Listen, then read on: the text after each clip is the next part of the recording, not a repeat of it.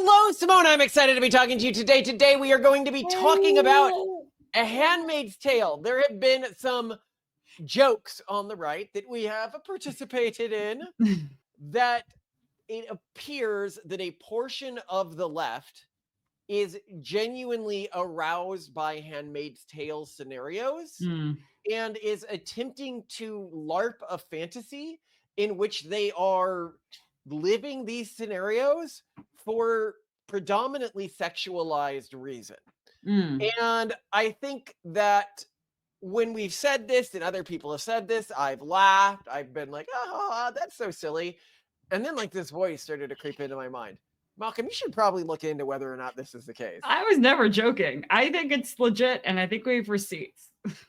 So we are going to, yes, look for receipts that this is actually something that's happening on the left. Then we are going to go over a slide deck that Ayla created for Hereticon that goes over some of what women are into. And I think that this, and it's just so important for us to constantly be emphasizing this, women consume the majority of violent pornography. Yeah, this is not a dude thing. This is not a dude thing. And you'll get people like, Louise Perry, and she goes, oh, well, yeah, okay, maybe your girlfriend asked you to choke her, but she was only doing that because other guys had choked her before. And I was like, bitch, women didn't turn 50 Shades of Grey into a best-selling book to impress guys. Yeah. Okay? Women were like conspicuously reading 50 Shades of Grey on a bus so a guy could see it and be like, yeah, I bet she's into some kinky stuff.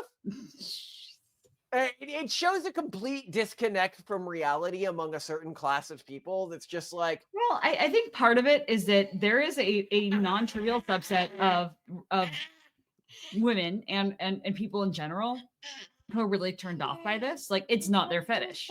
And they can't imagine. We'll see this in the Ayla data as well. There is an extreme non-turned off category and an extreme turned on category, but the not turned on category is a smaller category. But this is an issue pervasive in sexuality, where like this subset of people who are extremely turned off by the thing are also very disgusted by it, which is something you discuss a lot in the Pragmatist Guide to Sexuality. And when you equate, it's very easy to equate disgust with this must be morally bad. And so they're like, well, sorry, you mix up your words a bit there. Whenever an audience is extremely aroused by something, another audience will be extremely disgusted by the same thing. Whenever one audience is disgusted by something, another audience will be extremely aroused by it. But some individuals just struggle with comprehending that their own arousal patterns may not be the dominant arousal patterns within their gender. These people remind me of those, I don't know if you've ever known one of those predatory bi guys who's like, come on, man. Or gay guys, they're like, everybody's actually secretly gay. And I'm like, no, I'm definitely not secretly gay. But they don't believe it. There's part of their brain that's like, this is what turns me on. And this is a thing that, so it's a very common like logical mistake that people make, where if you broadly like someone and respect them and think they're a nice person, then you're going to assume that they are disgusted by the same things that you're disgusted by, that they believe the same things you do. And so I think it's really easy for people who are really turned off by this stuff to be like, well, no one could be turned on by this. And everyone must be turned on by the things I'm turned on by. And that's just how it is. And then this causes a lot of this misunderstanding and conflict. Yeah. So here's a post on Reddit. This is by a left-wing person. The women perpetuating the delusional idea that they will be forcibly impregnated by the most powerful men in society are taking part in a fantasy.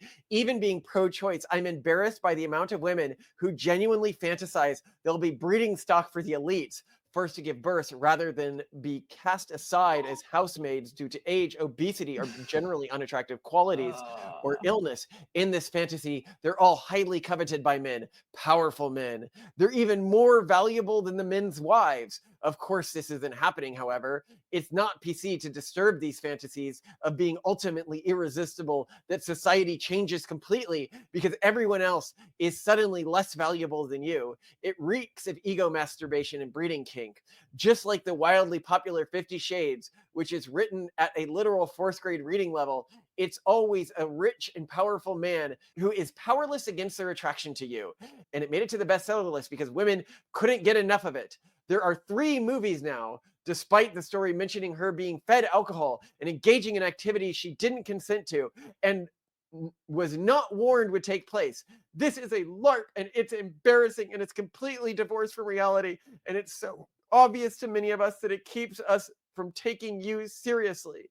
And I think that's really sex negative and shaming. Like, oh gosh, so it's so unreasonable to wish that you were desired. It's so unreasonable to wish that you were valued by society. Like, I the I mean, LARP is we can make fun intrinsically of fairly this sex like negative fetish, these but like days. it's a real thing. But I think that whenever you have a narrative, and I would note that I actually don't think the book, and I think that this is why the book wasn't as popular at this recent revival in a TV series and LARP. It didn't sexualize the sex scenes that much, whereas the TV series did like the men in the show. Like the Colonel, there's a lot of women talking about how hot they found these guys, and we can go over those posts. But Oh my god, really? Oh no. Oh no. yeah, I know that Rubyard was the one who turned me on to this because he was pointing out, look, whenever you see something that is predominantly female, the fandom, it involves women being disempowered but obsessed over by powerful men, especially if they are forced to be pleasured by that man in front of other high valued women who have to look on with jealousy. While this may not be your fantasy, Simone, it is the one of the dominant female fantasies. Well, that's what I'm saying. That's why I don't think like it definitely is not my thing. So it's hard for me to understand, but I see the logic behind it. I see why evolutionarily speaking, this would likely be a turn on for many women. And I don't think it should be shamed. But I also think that people who are, I think the problem is that a lot of people who actually hold this fetish and are like cosplaying in Handmaid's Tale stuff and like trying to argue that they're obsessed with Gilead because it's a cautionary tale and they're protesting around it because they want to warn people and they don't want it to happen, but like they're really leaning into it because there's this very subconscious fetish but very strong. Well, hold on. I Really love this one. So LOL Atwood's movie, and this is an R Politics, basically summed up as, quote, "Oh my God, the patriarchy is so bad. I'm going to escape and get revenge. Oh my God, I sure hope a powerful rich man doesn't catch me and making their breeding slave. Pant, pant." Okay, so I'll just go over a few like memes before we get to the actual statistics on this. Here is a picture of, this is posted regularly in one of the subreddits. No spoiler, the Handmaid's Tale roleplay on Discord. Be a wife, a handmaid, a Martha, etc., etc. So this is for women who like to roleplay as handmaids on Discord. And then here it's, oh my God, I saw a fanfic where June becomes Nick's handmaid and it was played out like some kind of romantic and kinky thing. And I was all like, oh my God, what are you doing? Or here, somebody saying, Nick, does anyone else find Nick insanely hot? Like everything about him, Nick can get it. And then here's one. Is anybody else oddly and overwhelmingly attracted to Commander Lawrence? And then here is the response to that are getting lots of upvotes, like 157 upvotes, way more than I should. And then another person says, I'm a simp for him and I hate myself for it. And then here's one. This is the quote unquote bad guy commander. Downvote that's like crazy, but Fred is sexy. Before you down, and by the way, this person got a lot of upvotes. Before you downvote me, I almost feel after watching half of season 1 so far, I'm simultaneously attracted to and repulsed by Fred. I'm trying to analyze why I feel this way, and I wonder if it's because they made his character younger and semi-attractive. Anyone else have these thoughts, even in fleeting? Is it because I'm Stockholmed, getting so deeply connected to this story and wanting to think about what my own coping mechanism would be when I'm in this situation? So she's imagining herself in this situation and getting connected. Or here's one. I hate Fred, but he was so fucking hot in this episode, especially after Luke punched him. Josephina can't hide his attractiveness. And then in the comments, he's hot AF, and people wonder why Serena would bang him last night at the farmhouse. And I want to go over the data because I think that the data will really surprise people. Like, if you're into sexuality stuff, you know this data, right? If you are not into sexuality stuff, you are going to be shocked by this data. So this is a chart that Ayla made about fetishes and the fetishes that are disproportionately female in nature versus disproportionately male in nature. Okay. So let's do the top 5 male fetishes first. All right. Clothing, role/role play, other/exhibitionism, gender play, and incest. Okay, and Oh this no, is this is males, by the way. oh my gosh. So like actually what's really funny is that I've watched a lot of YouTube videos sort of doing a breakdown of like this is how Margaret Atwood did like a best hits of fascism. Like she used this and from this country, but like she's also kind of doing a top hits of female fetishes. But Which yeah, is we're gonna do the female. insane. Hold on. We're gonna do female fetishes in just a second. But the point I'm making is not one of the top male fetishes. It demeans women, hurts women, anything like that. That is not what men are into. Okay, at least disproportionately when compared with females. Now let's see the fetishes that are overrepresented in females. The top female fetishes. Number one, the top disproportionate female fetish for cis females: receiving pain. Number two, light bondage. Number three, power dynamics. Number four, medium bondage. Number five, sex toys. Number six, sadomasochism. You want to get to the first pleasant one? Number seven, gentleness. But then number eight is non-consent. Okay, not a That good look. is what women Yeah. are into. Yeah. Okay, Yeah. I'm not Yeah. saying jump this on women. We're going to get to why you don't want to jump this on women in a second. No. And again, this comes back to the beginning of it, where for everything that's turn on for some people, it's a huge turn off to other people. And a Well, lot yeah, of and there's people, also a huge funny thing, which is the types of stuff like role play that's banned in like AIs, and the types of images and porn that is banned. Like in the UK, you can't have porn where it looks like anyone is being injured in any way, even if it's yeah. consensual, even if it's a cartoon. This is a porn disproportionately consumed by women. And I should note here, when I say porn disproportionately consumed by women, we're going to get to something because people will be like, oh, well, very few women consume porn. So, it's only the kinky women. And then it's Mm-mm. like, it appears you also don't know the statistic. You see, it turns out that while 93% of men consume pornography, if you include erotic written material, 80% of women consume it once a month. So it's Mm. not that the vast minority of women consume erotic material. It's that you don't know that the vast majority of women consume erotic material because you are Yeah. looking at studies from the 80s Don't that didn't realize it. include romance novels and erotic fan fiction Yeah. in the types of things that women use to get themselves off. Yeah. But actually, the vast majority of women, and not that big of a difference in men, consume some form of erotic material monthly. Yeah. Yep. So we're going to go to the next list, okay? Okay. So this list is what percent of the porn erotica you consume violent, okay? Yeah. And this is asking women and men or just women? Women and men, cis women. Okay. It is overwhelmingly a female thing. If you go to all of it, almost no men that falls into their categories.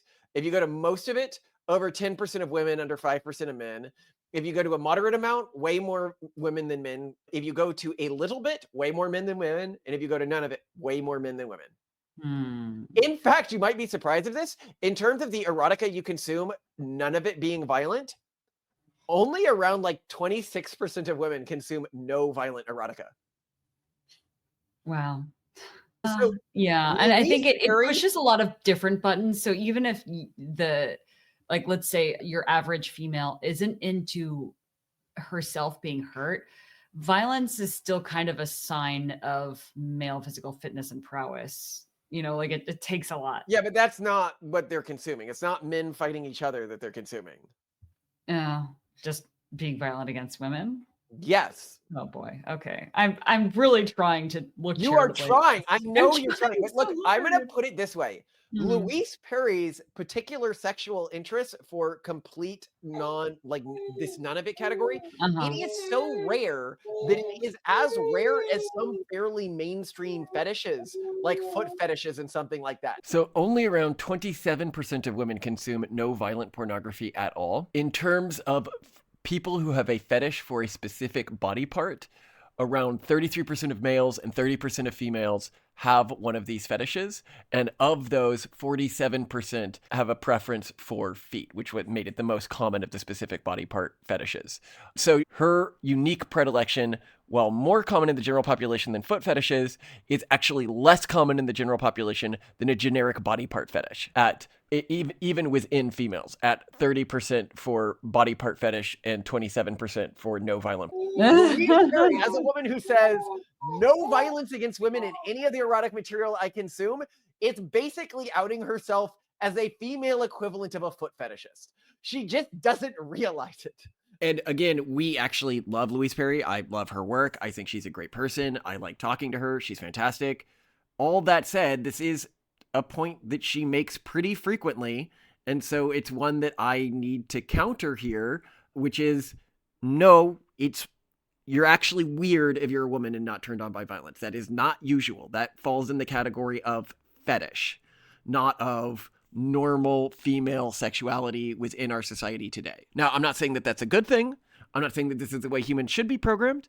I'm not saying that, for example, do I get aroused when I see attractive people who aren't my wife sometimes? Yes, I do. That is bad. It is bad that my body works that way.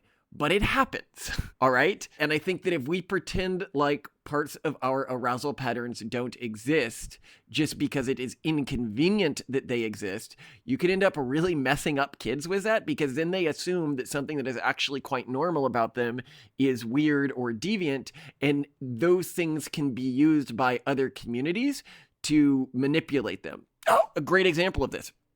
When I was younger, one of the core ways I would get girls to sleep with me is I'd be like, oh, I have this horrible, deviant fetish around vampires. If I'd seen them carrying around like a vampire book, like a Twilight book or something. Well, in my generation with the Twilight, it was Anne Rice stuff. But anyway, the point being is that these girls would be like, oh, you're into this thing that I was ashamed for being into, and I assumed that this was some incredibly rare like fetish or something like that, when it was not. It was like the mainstream thing that girls were into, but they had been convinced by mainstream society that it was deviant, which gave me an opportunity to open up conversations about sex with them in a way that didn't seem like I was talking to them about me having sex with them. I was talking to them about their sexuality and my own sexuality more broadly, but in a way that was very predictable for me because I knew the statistics around female sexuality. Back then, I don't even think that these parts of the statistics were publicly known. It was more just that I had done enough polling in online environments that I had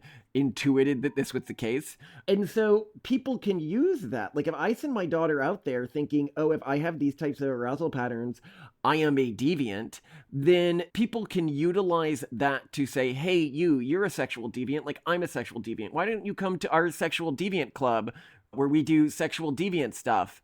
Instead of, oh no, I'm aware that this is a normal arousal pattern and one that I would prefer not to indulge in the same way that like I'm aware that women other than my wife may turn me on, and I'm not going to aggressively indulge in that. Yeah, it is this very, very strong minority of women and men that speak up against extremely pervasive turn-ons for people that kind of ruins the discourse and causes so much trouble. So much trouble. Like, what do you mean by that?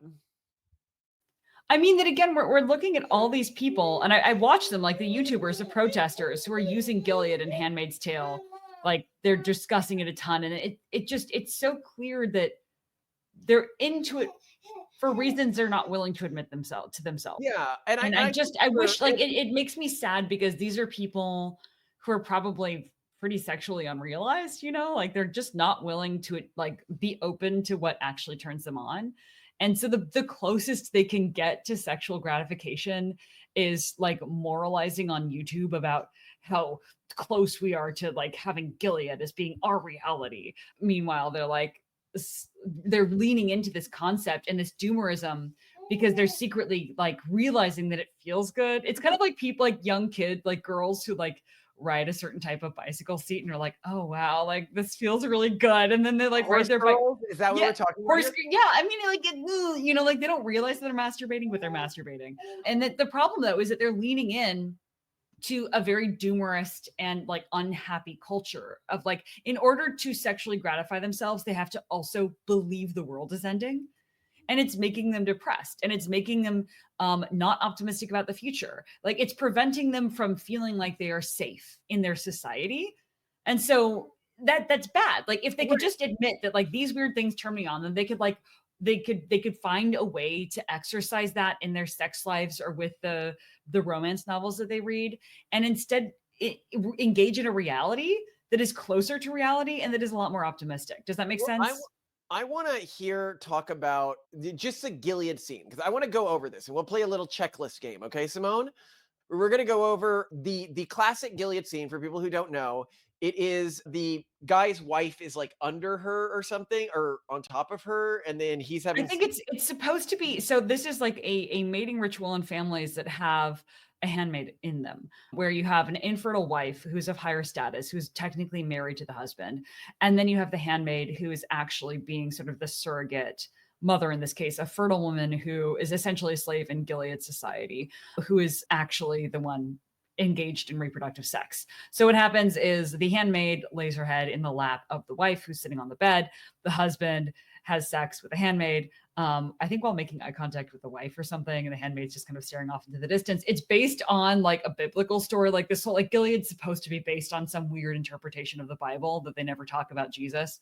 And so that's what it's supposed to be. It's just like this perversion of a biblical story of surrogacy, essentially. And Okay, that's what, hold on. I want you to keep this scene in mind, and we are going to go over the top 8 female fetishes, disproportionately female fetishes, Okay. and then the top 8 disproportionately male fetishes. Okay. So first we'll do the male fetishes, and we're going to ask which of those this scene satisfies. So Oh, we can and like none, because like male sexual, like the number one, and I think this is important because you can't just like rank them and be like, oh, these are kind of equal, but in like step down proportion. The top thing that seems to turn men on, and this is pervasive throughout most porn, is very, very enthusiastic female partners or male partners, but like very enthusiastic partners. So the top ones are clothing, no, not there. Roles, role play, not really, not in a traditional context. Others being exhibitionists, yes, it gets one there. Exhibitionism. Gender play, no. Incest, no. Mental alteration, no. Bodily secretions, no. Being a voyeur, yes. So 2 in male, and they're both related to like voyeur exhibitionism stuff. Okay. Okay. Now for disproportionately female fetishes, let's go over the top 8. Okay. Receiving pain, kind of. Yeah. No, for both women, this is not a pleasant procedure. Pain, light bondage, power dynamics, medium bondage, sex toys, no. Sadomasochism, yes. Well, yeah, and so power dynamics check, light bondage kind of. Well, I mean, yeah, because like technically they're slaves, and I think the wife is holding the arms of the not great. Yeah, I mean, clearly this is a woman friendly. Collect the whole set. Well, but okay, I guess we also have to caveat that which turns you on is not that which you morally condone. So just because this is like a top hits of female turn-ons does not mean that women want this to happen or would morally support such actions, which again, that's the important thing. It's just because it turns you on doesn't mean you want it to happen. We're going to get to that in a second, but I also want to get to an interesting thing here, which is age of onset. So which fetishes appear in males early on and which fetishes appear disproportionately in females early on? Okay. Interesting. Okay. This I find really interesting. So the top ones in males are multi-party, clothing, voyeur exhibitionism, roles, and that's the top 5 for males. Clothing. What is clothing? I'm not familiar with clothing as a source of clothing means cross-dressing. Oh. Okay. Okay. Next. Sorry, it bothers me that people don't realize how much of a cis man fetish that is. Yeah. The vast majority they used to. Like, I think like up until 1995, that was like the pervasive understanding. Mm-hmm. So anyway. All right. So for women, it goes brutality, non-consent, objects, humiliation, bondage, power dynamics. Again. Yeah. Yeah. Okay. Sorry. Okay, non-consent interest scores. This is really interesting. Men versus women. I'll just put this on age and you can take what you want from this. No, this is actually really interesting. Prevalence of men into dominance versus women into submission. All right. So you see cis men dom, cis woman submission. You actually see a pretty good match between these two groups from very into, moderately into, slightly into, neutral, slightly into, moderately into, but where it diverges really heavily is very into this. Yes, Over I remember 40%. this graph from Hereticon where it's like women are like, yes, and men are like, Yeah, over sure. 40% of women are very into dominance and submission. Yes. And as we argue in the Pragmatist Guide to Sexuality, if sexuality meters were developed by women, instead of as males do, it's viewed as predominantly an attraction to males or females. The question would be, are you predominantly attracted to submission or dominance? Because women are more aroused along that line and that spectrum than they are by the gender spectrum, which I think surprises a lot of people, but it makes sense if you've slept around a lot. Like, as a guy who slept around a lot, like, this is just like this checks out, and is one reason why it was so easy to sleep around a lot as a male dom, because there's just not enough of them, especially willing to act that way in with any sort of like public confidence.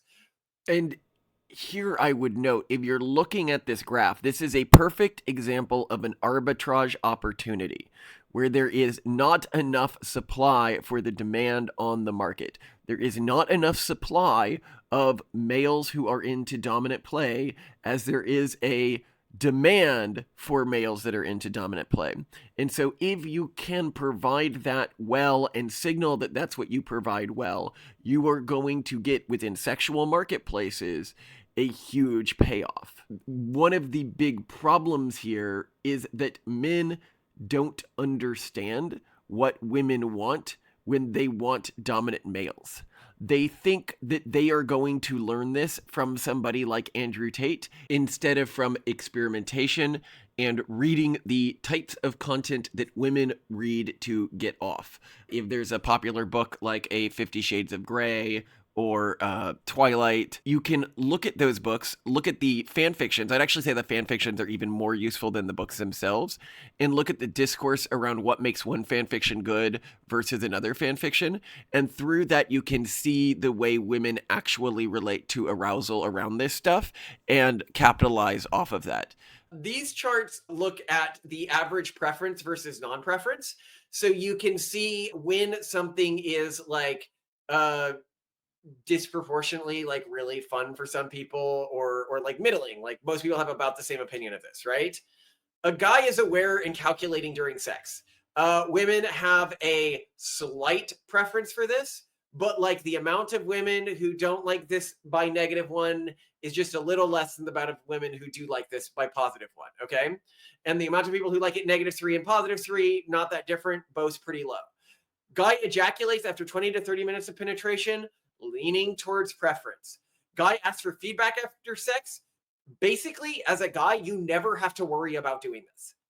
Only a very small percent of women are negative or against this, and you can see this on the screen. Guy tries to insert his penis despite being soft. Almost no woman is going to like this.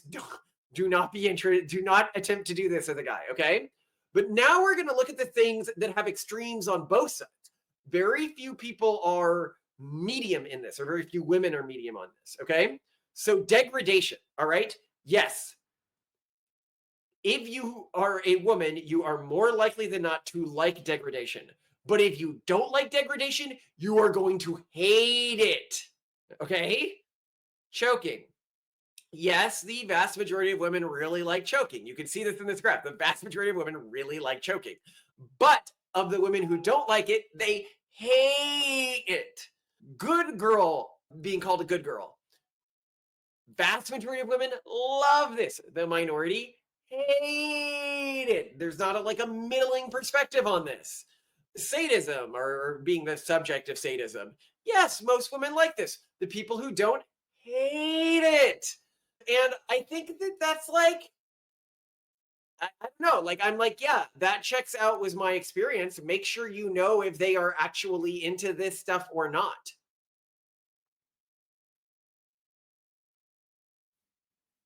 What are your thoughts? I will also emphasize that this really makes it clear why some people are so vehemently like, everyone hates this. This is terrible. Women are being coerced into this, because it's very hard for the average person to model someone else, especially when they themselves feel so strongly in this experience.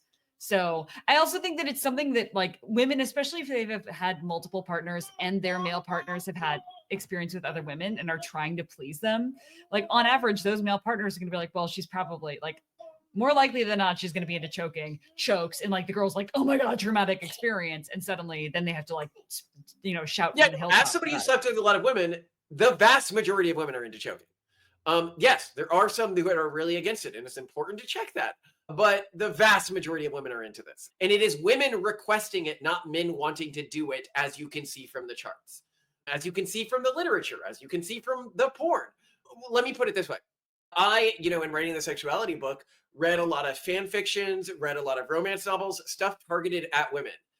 Male, like porn, if you look at like hentai or something like that, choking is just not common at all. It's an incredibly rare fetish in the types of porn. No, the vast majority of male targeted porn I see is women being like ecstatically pleased. They're very happy. They're so happy. And then like the female porn that I see, the women are like eager in like a brainwashed way, or eager but eager nonetheless. But but they're enjoying it. That's what I see. And then like a female, it's either like all about being physically pleasured, or it's about like a more coercive power distance kind of scenario.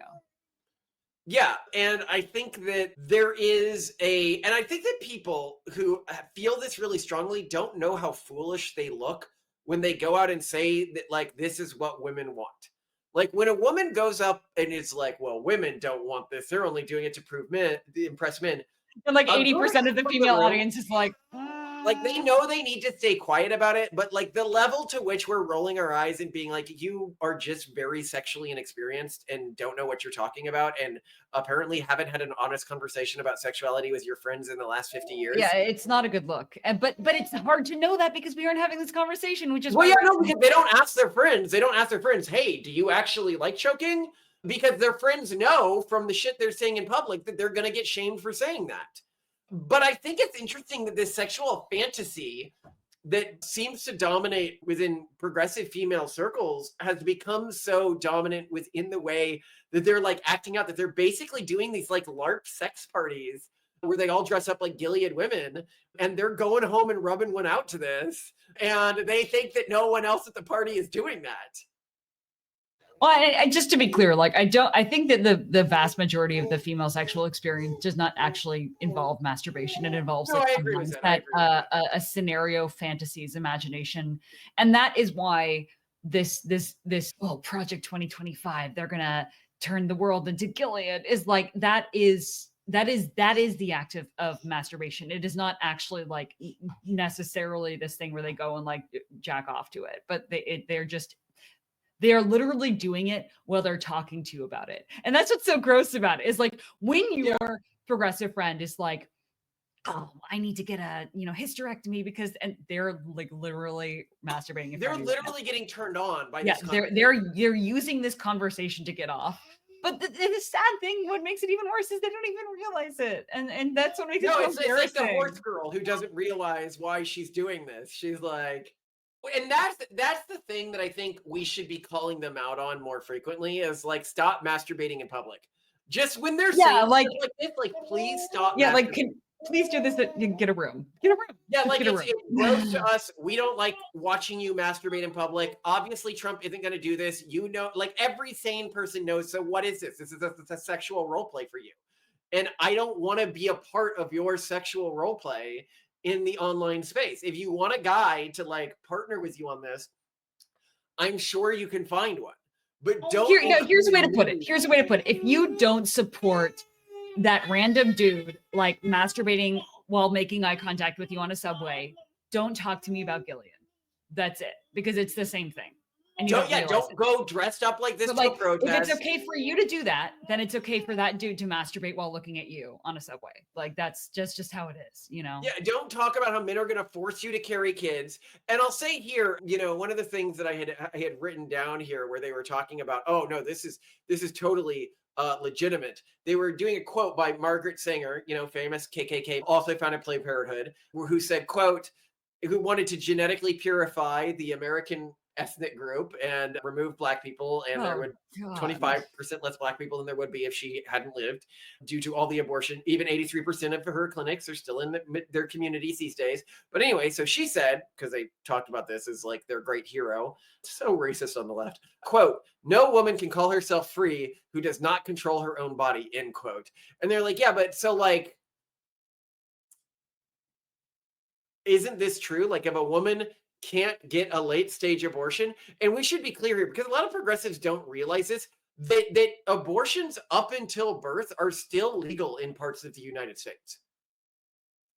Like, things that are very obviously humans that have full neurodevelopment. Well, legal and also not even like these unborn children are not given pain management. Well, they're being Well, no, and if she got a C-section, the kid would be able to live very easily. But they're just like, no, if it's still in her, she has the right to kill it. And this is very much like, wait, maybe I don't have the right to kill my mom. No, she's my mom. I can do whatever I want with her. It's more important I live the way I want. She isn't an object you can own. She's a human being. Ow! Ayla! Ow! She's making you suffer! Maybe all these changes are good for me. Maybe the world doesn't revolve around me. Maybe the world doesn't revolve around me. The world doesn't revolve around me. you know, like this is no longer an issue where you can pretend like you're the victim. You are now using what is very obviously another human being to masturbate in a way that is really messed up when you do this, or potential human being to masturbate when you go off on this stuff publicly. And I think that I do love the masturbation response. I think that needs to be used more aggressively publicly, because I think that it would cause, if it catches on, which I can totally see it catching on, cause a lot of progressives to back off of these fantasies pretty quickly when they're like, oh, well, I'm going to be forcibly bred and forcibly impregnated and it'll be just like Gilead. And you respond with, please don't masturbate in front of me. And please stop masturbating in public platforms. This is disgusting. If you want to do this privately, I won't shame you, but don't include us in your sexual fantasies. And if they're like, no, this is real, this is happening to us. And I'm like, do you honestly believe that? Are you willing to bet that this is going to start happening to women? Because I'm here willing to bet my pride that women are not going to be forcibly bred in the United States anytime soon. So if I'm saying this, then what are you saying? It's a fantasy. So do you want to go over other fun stats from Ayla's stuff, or do you want to end this? Let's look at other statistics here that can be pretty fun. Okay? Yeah, sure. So this is a question that Ayla asked, which is, if a woman in my social circle were open/not open to casual sex, this would have a what effect on her reputation? Damage, neutral, or boost? So not open to casual sex versus open to casual sex. Open to casual sex is red, not open to casual sex is negative. So not open to casual sex is more likely to boost her reputation, whereas open to casual sex is more likely to hurt her reputation. And keep in mind, this is among the type of people that Ayla, sex researcher, samples. Yeah, but also like that's not terribly surprising. Everyone kind of gets that, hears that, right? Maybe. Here's a fun one. Body count of people who have been to a sex party and people who haven't been to a sex party. Okay. So people who have been to a sex party among Ayla's followers, it's 25 is the average body count. For people who've been to a sex party, that seems surprisingly low given my body count. Well, remember, sex parties there's a lot of logistics. It's complicated. There's not that many people there. You can't bang that many people in one night. A lot of people go to sex parties and don't have sex with anyone. So that doesn't surprise me. Yeah, okay. For not at her stuff, this is like, it looks like about like 17, 16. Average?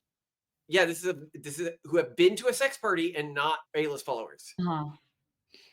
This is a positly. If that's what we use for our surveys. If you have not been to a sex party and you are one of Ayla's followers, you're at like a 7 body count. If you're not, you're at like a 6 body count. So very similar. 6. That seems like a lot. Does that seem like a lot to you? 6 is average. Yeah, but that seems like a lot. Well, I think it's messed up by people like me. Like I hadn't been to a sex party. Yeah, but yeah. So there must be outliers that really throw off the averages. That's fair. I would look at the median in terms of body count. My body count is actually, I can't remember exactly, so I'm not going to give anything away, but I think it's like only 4x less than Ayla's, which is kind of shocking to me. Yeah, whenever you've been at an event where Ayla has done a lineup of body count, like where the participants in the event are encouraged to line up by body count, so you can just kind of physically see the distribution. Malcolm is always at the end. No, for cis males, I'm at the end. No. You're at the end. You're at the end for all people, but you are often the very, very top for men who only bang women. And most of the men who are at the top of the body count are at least bi, which makes a lot of sense. That's because they didn't treat it like a job like I did. You know how I am with but also, everything. like, with kids. it's I'm a like, lot I'm gonna have the most easier- kids. We're gonna factory produce this. This is gonna be. It's a lot easier to have a lot of sex when you're allowed to also have sex with men than like have a No, but I high just need to volume say of my sex with attitude only towards women. that. When people are like, "Oh, this seems ridiculous," it's like, do you see my attitude toward? I'm like, I'm gonna start a podcast. And I'm gonna do it every day, fully single edited day, for yeah. an hour. Like, Nobody is it any does surprise this. that his body count is high? Yeah, seriously. I'm gonna have kids. I'm gonna have the most kids in the world. We're gonna do Nothing a year by of the half harvest. We're measures. gonna system it. Yeah. Yeah, it's 0 or 100. 0 or 100. That's the only two ways I do things. For people who don't maybe understand how insane it is that we do one podcast fully edited every single weekday, I would ask you to search your memory and see if a single other podcast producer or content producer you know of does one fully edited podcast every single weekday without missing a single day ever. We haven't missed a single day since we started doing 5 days a week. And then remember that I am doing this without a team, and that we have day jobs, and that we also run a nonprofit, and that we also have 4 children. We didn't take days off when Simone was giving birth to our kids. We didn't take days off at Christmas. We didn't take days off at holidays. We didn't take days off when everyone at the family was sick. And I'd also note here, do not accidentally compare a fully edited 2-person podcast with a non-edited 1-person podcast.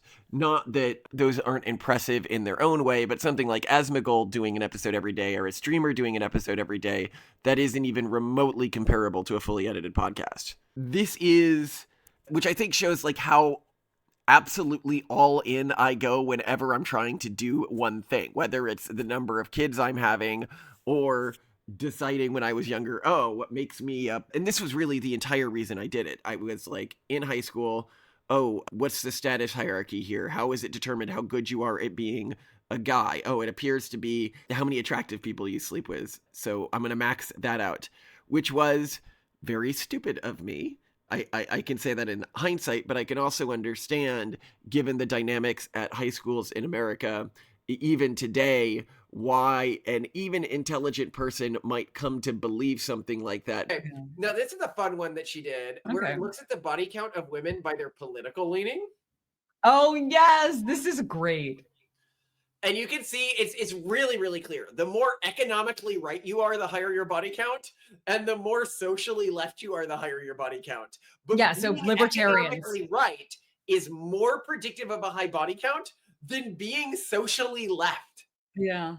Yeah. So if you want to talk about the second highest body count, almost the highest, so it's 5.2 versus 5.3, the second highest is just one down on the grid sociality, so just slightly left leaning, but very right leaning economically. That's so funny.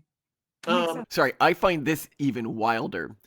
As a woman, being socially very conservative, so max social conservatism, but also max economic conservatism, puts you at the exact same average body count as a woman who is socially very liberal, but economically very liberal. In fact, as a woman, being socially conservative and economically very conservative puts you at a higher average body count than the most extreme, very liberal social and economic women. And across the side of the economic right is much higher than across the side of the social right. Yeah. So libertarian girls, if you want easy women, that's where it's at. Yeah. If men want more sexually free women, they should hang out in libertarian groups because that's where they are. Or like when you're on a first date with a woman and you're like, is she going to hold out? Find out her political leanings. And I would imagine that like the most, and I think this shows up in the graph that the most sort of prudish women are like far progressive women, right? Yeah. Oh, So, like, remember we've had that theory where I said that women may and people can check out our other videos like the Raiders versus Homesteaders hypothesis, which is women may switch to preferring more violent types of sexuality the more partners they have. You actually see that in this graph here that I'm showing, which is to say, if you look at non-consent, power dynamic, or medium bondage, as the number of people a woman sleeps with goes up, the more they are into these things, which I think is really interesting. And the inflection point for rising in these things seems to happen after a body count of around 5.5, I guess I'd say. which, yeah. So once you get over 5.5, these things go way up. And once you get over 1, they go medium up. And I think this is because their bodies think that they're sex slaves, basically. Depressing. Oh, women's body count by polyamory. So women who are very poly, they have a body count of over 15. Women who are very monogamous, they have a body count of under 5. But what's interesting is the big jump between somewhat poly and very poly. Somewhat poly, it's 11. It is 16 for very poly. 5 just seems like a lot for monogamy too. But I guess Under if people 5 just aren't for getting full married anymore, we shouldn't be surprised. Because then it's just serial monogamy that never goes anywhere. Oh, here, you'd find this interesting. The penetrative sex for women graph. So the average number of partners of penetrative sex a woman has had is 6.25 or 6.24. And you see the distribution here was sort of the long end of the distribution being between 12 and 13. Oh, wow. So really not that high, to be honest. I don't know. It's hard for me to imagine. I just find everyone but you so repulsive, Malcolm. Why do you find me attractive? Do you find me attractive from the beginning? I don't get it. Yeah, you were just that. I mean, sorry, what I should say is a lot of people find me attractive. I get that. Yeah. I don't get what's why unusual is that I haven't also found other people attractive. I really can't tell you. I can't tell you. You're not the only woman who's felt this way, by the way. Oh, that is like Malco-sexual. There are other women. Yeah, other women have been like, for whatever it is, it's like uniquely you. Yeah. So do we need a flag for a sexual orientation that just has your face on it? Because it seems that we do. Yeah, it's caused problems before. Oh, I'm so sorry. Well, I feel sorry for the girls. Difficult for you. Yeah. Not for me. It's emotionally difficult for me knowing that these women basically went crazy, and I don't know. I should look them up, see if they ended up getting married or anything. What? I am a very diligent person who was looking for a wife who I thought would be a high earner and very dedicated, and obsession was not enough to earn that status. Yeah. I told you about the one who was just absolutely obsessed with me, but she interrupted me on a night when I was working on my Stanford Business School application. And I said, this is very important to me. I need to achieve this to achieve the future I want to achieve. And she said, I will do literally anything you tell me to, please, please, please, you know. And I was like, no, I can't. She's like, please. And I was like, this is what would distract a guy. This is exactly what would distract a guy. And so I locked her out, and she ended up banging on my door for half the night. Very Flintstones. Yeah. Well, you just have that effect on some of us. I don't know what to tell you, Malcolm. Well, no, I got in big trouble for that because other people said I was abusive for locking her out of my apartment and for She didn't live in Men my apartment. She lived cannot on a win. dorm. I was like, Oh my go back gosh. to your room. But they're like, how could you not give in? I was like, I'm working on a fucking application. It's important to my future. Don't you understand? You would have never done that, Simone. Oh no. Always be closing. So yeah. Oh well. Well, I like that Ayla collects this data. I find it super fascinating. He's the I best. this changes a lot for me because while you might have like through your knowledge of female romance books been like, oh yeah, of course they're publicly masturbating. I Yeah. thought it was like a joke. And now I'm like, oh God, Yeah. they are publicly masturbating. This is weird and creepy. Yeah. Yeah, it is definitely a real thing. And now because Trump has been elected, there's this sort of massive mandate and license that people feel like they have that I'm just seeing it all over the place on YouTube now, which is really interesting. Like what? Oh, just people talking about Gilead. Like I've now seen because every time I see one, it maybe algo is feeding them to me now because I watch them because I'm like, why are people talking about this? Like, why? I want to understand why people think this is going to happen. And then every time I watch it, I'm more like, no, there's no real reason for them to be talking about this. And maybe they would argue that there is because in the Project 2025 like detailed playbook, there were some things where like doctors were supposed to report something about women's fertility and they're just taking hold it on. No, this was a total lie. Okay, so we need to talk about what this actually was. This was that doctors were supposed to report the number of abortions that happened within their state. And they were like, oh, this is tracking like women, whatever.